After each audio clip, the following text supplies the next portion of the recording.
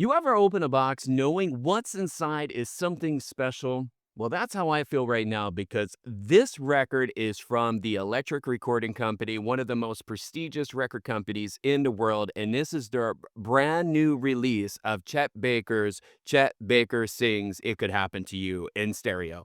And I'm super excited to get this one opened.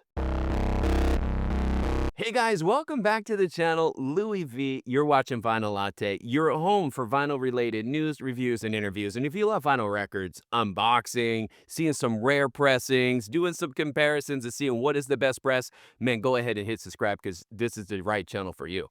Now, before we take a look inside this prestigious ERC record, let's just kind of set the scene here because this album isn't just a jazz record, guys. This is a snapshot of Chet at his most creative peak. He was born Chesney Henry Baker Jr., and he grew up in Oklahoma, and he got his start in an army band, out of all things. And after leaving the service, he took kind of life off fast, man.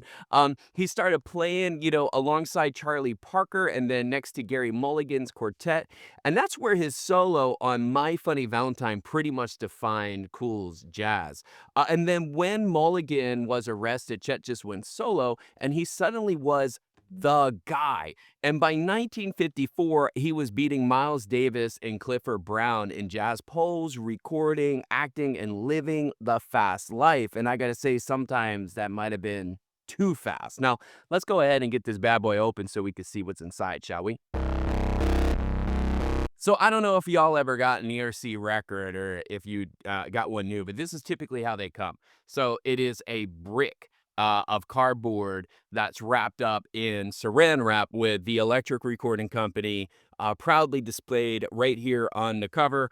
And then they have on the side here the sticker of exactly what you're getting. So it has the ERC, and the number here, which is, I guess, record 103 for them. And this is Chet Baker. Chet Baker Sings It Could Happen to You. And this is number 215 out of the 375. So this is what you get.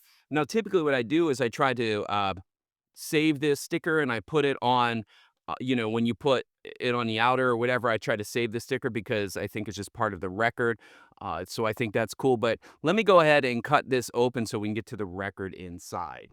Now, while I go ahead and get that open, let me just tell you about this record, It Can Happen to You. It was recorded in 1958 for Riverside Records, and it shows how a very different side of Chet exists. His voice is soft, it's fragile, it's haunting, and you have tracks like Everything Happens to Me and You Make Me Feel So Young. Just feel like he's singing it just for you. It's that intimate. He's brilliant at that. And when he scats on Do It the Hard Way, it is a playful but still completely effortless. It's an amazing record, and I think you're really going to enjoy it. Now, let's take a look what ERC has done here, shall we? Okay, guys, so we got the record pulled from this sandwich of cardboard. You can see they use a lot of different layers of cardboard to protect the record. And this is an okay way of shipping the record. I haven't analyzed my particular copy yet, but I've had this issue with ERCs in the past that sometimes, even though they do all this nice padding on the front and the back, it leaves the seams open for a split seam. So I'm really praying that I didn't get a split seam this time because these records are gorgeous. And the last thing you want is to have the cover, damaged because of shipping. That's just a horrible thing. Now, if you're not familiar, this is what it looks like when you get them out. They're wrapped with this, kind of see-through wrap here. And every electric recording company release is made like a piece of art here. They do everything kind of by hand. This is hand cut directly from the original analog stereo master tapes. There's no EQ, there's no compressing, there's no digital steps. It's just pure analog signal running through ERC's all valve 1965 Audiophile lyric cutting system. And this is the kind of chain, guys, that makes you feel like you're sitting in the control room in 1958. And we're going to go ahead and get this wrap taken off here in a moment. But each sleeve is also handmade and on a letter press on a vintage 1963 Heidenberg press. And you can actually feel the texture typically of the type and of the cover itself. Now, I mentioned earlier there was only 375 of these that were ever pressed that exist worldwide, and they go for about 400 pounds a pop. So it's a very, very, very expensive record for a single press here. Let me go ahead and remove this outer protection area here, but I got to tell you, I'm a little bit worried already. That looks like that's a potential split seam, which happens quite frankly. That is the ERC split seam, as I call it. It's just that's how you know you got an authentic one. Very rare I see these without split seam. Let me go ahead and get this open, and I'll be right back to you. Okay, guys, here is the packaging, which I gotta say, every record I ever got from ERC is just beautifully done. ERC's approach is all about preservation. It's honoring the original art, the original sound, and even the process. And it's like, it's they're trying to keep analog history alive, just one lacquer at a time. Now, for me, what my plans are is, this is an expensive record, right? So I'm gonna go ahead and listen to it, but I'm also gonna try to preserve it at the same time. So I'm gonna be doing a DSD 128 transfer using the Tascam DA3000 SD that I have. So this can basically both live on my shelf and in the archive. And I'm gonna put together a video in the future that's gonna walk through my entire process of how I archive rare records like this one. But this is what you get when you pull it out of the sleeve. It comes with a thick outer. It is sealed here at the top. I have to cut the seal here to pull out the record, which I'll do here in a moment. But you can see their own OB strip here, which has information about the album and about the process. It's also converted into Japanese as well. And on the back side here, you have really no information, just a couple stickers that hold the way they fold their OB onto the record. And I tend to just keep the OB right where it is on the record, by the way. It doesn't usually interfere getting the record in and out. But let me go ahead and cut this seal, guys, so we could take a look inside.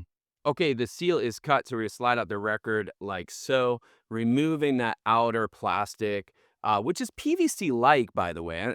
It's kind of strange to me they actually use these types of covers, by the way, because PVC is not good for records. This is what you get. Very soft texture, premium quality paper stock here.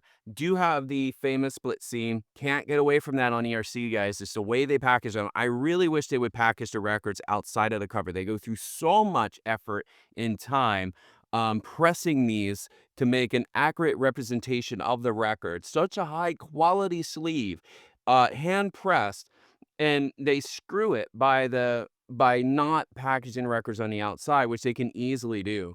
And it would preserve all of that, which is just a shame because I think every ERC I have has that split seam. This is what happens. Oh, here it comes. I was looking for this. So this is the letter, basically like a certificate of authenticity, that basically says what you got here, how many editions it was, what year was pressed, the catalog number, signature, and what edition I have. So this is kind of will live with the record. And usually what happens, you have like the well, this one's a little bit different here because the sticker's higher, but usually you can kind of slip this somewheres where the, obi is and hold it in place. I usually do it on the back side. And let's look at the record itself. I get this slid out here and show it to you so you can see it as I see it. There you go. So first impression, the Riverside Stereophonic label. It does have a protect. At least they do the right deal here. They have the paper, and then they have the inner is the poly line, so you don't have the paper damage. It's a very thin rice paper type line sleeve here. So pull that out. There you go. Anti-static record sleeve. And then let me show you the actual wax itself here, guys. There you go. Kind of hit it with the light so you can see the record here. It's very, very, very nice packaging overall.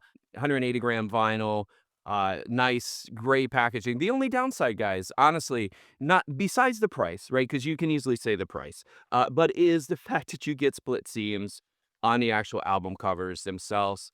And yeah, I could probably contact ERC. They might send me a new one. I think they done that once before, but I come to realize that's just how they come. I hate to say it, but that's just how they are, guys. Now, with that said, I am going to do a comparison of the ERC. So this is the 400-pound version, right? Against the 30 US dollar craft recordings record. So I'm going to compare these two. Now, this is 180 gram as well. It's cut by Kevin Gray at Coherent.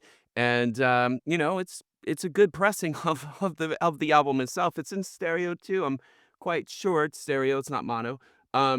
So yeah, this should be a really great comparison. So this one you can, yeah, this one you can, yeah, it's a stereophonic in the back. This is, you could get, basically any store, Amazon, whatever, you can get your local to order this. It's gonna cost you like 30 bucks. This one's super rare and super expensive.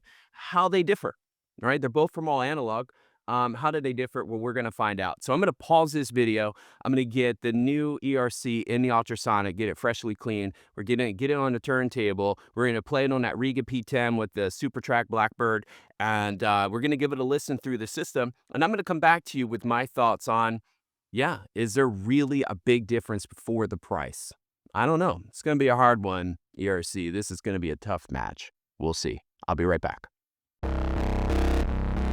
All right, guys, I am back. And after spitting both pressings back to back, the differences, I got to say, are striking. So let's start out with the Electric Recording Company copy. Now, this edition is undoubtedly a work of art. We talked about it, right? The handmade sleeve, the tube cut mastering chain, the whole museum grade presentation. I mean, it is about as close as you're going to get to the original studio tapes, warts and all. But that purity comes with trade-offs. Now, the presentation feels a little flat on my system, like the air between the instruments just been let out. And Chet's voice is there. It's intimate, it's close, but yet somehow it just feels restrained. Like almost like you're hearing the raw feed before the final polish. And then I dropped the needle on the craft recordings pressings. This was a lot more affordable.